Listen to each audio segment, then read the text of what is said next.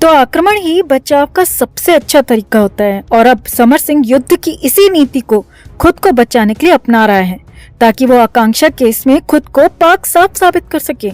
मगर समर सिंह को शायद पता नहीं है दोस्तों कि सच एक ऐसी चीज है जिसे लाख छिपाओ मगर सामने आ ही जाता है। और क्राइम ब्रांच के सामने समर सिंह भी बुरी तरह टूट चुका है और पूछताछ में काफी कुछ उगल भी रहा है। मगर हैरानी की बात यह है कि समर सिंह पूरे केस में खुद को निर्दोष बता रहा है और दो नए नामों को लेकर नई थ्योरी भी गढ़ रहा है। पुलिस की पूछताछ में समर सिंह ने आकांक्षा की मौत वाले दिन से पहले वाले दिन यानी 25 मार्च को लेकर बड़ा खुलासा किया है और बताया है कि आकांक्षा की मौत के जिम्मेदार दो लड़के हैं जो कि मुंबई और वाराणसी में रहते हैं। अब ये दो लड़के कौन हैं और समर सिंह की इस थ्योरी के पीछे का सच क्या है, सब कुछ आपको बताते हैं। आप भी वीडियो को ज्यादा से ज्यादा लाइक और शेयर कर अपना प्यार और सपोर्ट दिखाएं और कमेंट करके बताएं कि आखिर आकांक्षा दुबे को बदनाम करके समर सिंह क्या हासिल करना चाहता है। कमेंट जरूर करें। आकांक्षा के इंसाफ की इस लड़ाई में हमारा साथ देने के लिए, हमारी ताकत बनने के लिए चैनल को जरूर सब्सक्राइब करें, हमारे साथ जुड़ें। तो समर सिंह की गिरफ्तारी को लेकर जो भी वीडियोस और फोटोज सामने आए हैं वो काफी डरावने हैं, काफी घिनता फैलाने वाले हैं।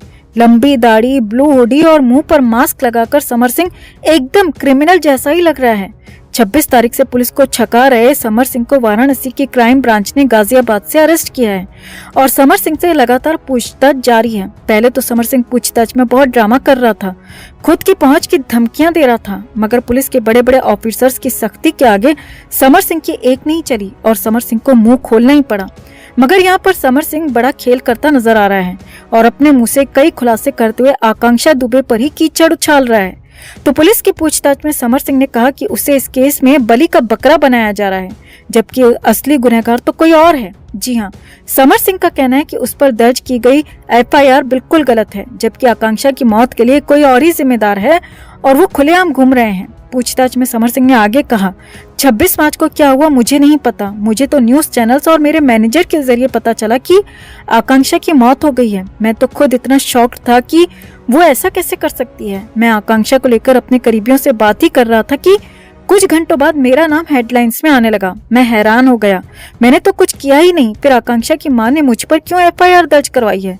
उस वक्त मैं वाराणसी में ही था मगर फिर मुझे यहाँ से निकलना पड़ा वरना मेरी अरेस्टिंग हो जाती। मुझे लगा 1-2 दिन में सब नॉर्मल हो जाएगा क्योंकि मैंने तो कुछ किया ही नहीं, मगर मुझ पर तो फिर आरोपों की बाढ़ आ गई और मुझे अपने बचाव में इधर से उधर भागना पड़ा क्योंकि मुझे कुछ समझ नहीं आ रहा था।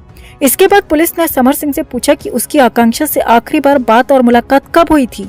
तो इस पर बोलते हुए समर सिंह ने कहा, 25 मार्च की शाम को आकांक्षा ने मुझे आखिरी बार कॉल किया था। हालांकि उसकी तरफ शोर बहुत ज्यादा होने की वजह से मुझे उसकी बातें समझ नहीं आई। फिर 5-6 सेकंड के बाद उसने खुद ही फोन कट कर दिया। उस वक्त हम दोनों के बीच वैसे भी चीजें ठीक नहीं थी तो ज्यादा बात नहीं होती थी। हम दोनों केवल काम के सिलसिले में ही बातें किया करते थे। समर सिंह ने पुलिस को कहा कि 25 मार्च को आकांक्षा की वो कॉल ही हमारी आखिरी बातचीत थी।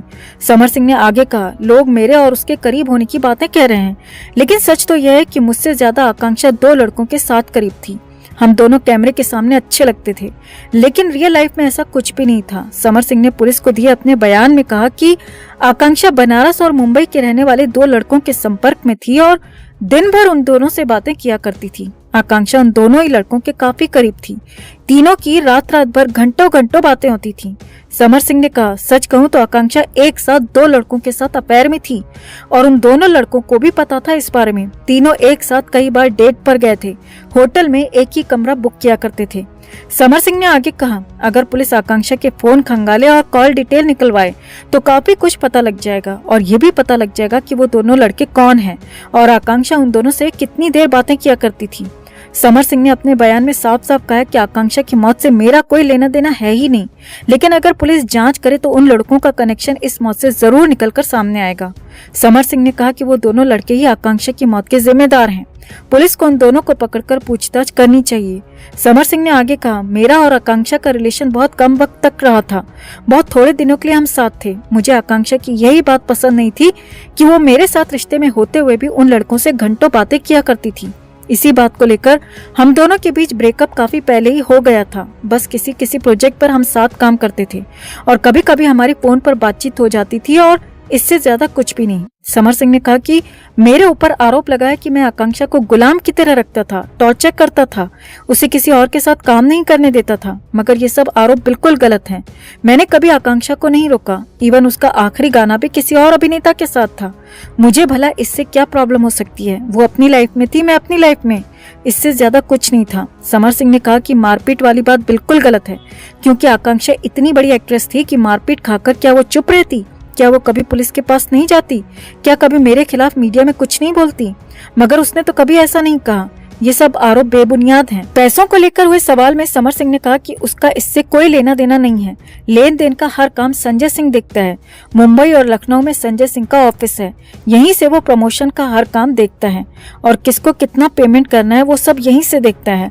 और जितनी मुझे जानकारी है, आकांक्षा का हमारे ऊपर कोई ड्यू नहीं था। संजय ने सब क्लियर कर रखा था। हम तो गानों का पेमेंट साथ ही में कर देते थे। एक्ट्रेस का तो छोड़िए, यूनिट के किसी भी शख्स का पेमेंट हमने कभी नहीं रोका। ये जो आरोप लगा है वो बिल्कुल गलत है।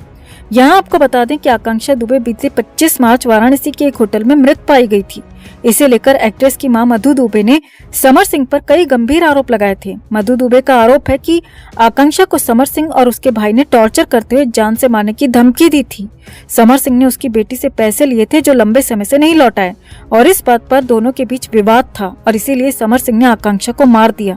मगर यहाँ पूछताछ में समर सिंह कुछ और ही कहानी बयां कर रहा है। तो कुल मिलाकर समर सिंह खुद को निर्दोष बता रहा है। जैसा कि हर आरोपी खुद को निर्दोष बताता है, वैसे ही समर सिंह भी खुद को निर्दोष बता रहा है। हर आरोप को निराधार कह रहा है, भले ही वो पैसों को लेकर हो या फिर आकांक्षा को टॉर्चर करने को लेकर। उल्टा समर सिंह आकांक्षा पर ही दोष मढ़ रहा है।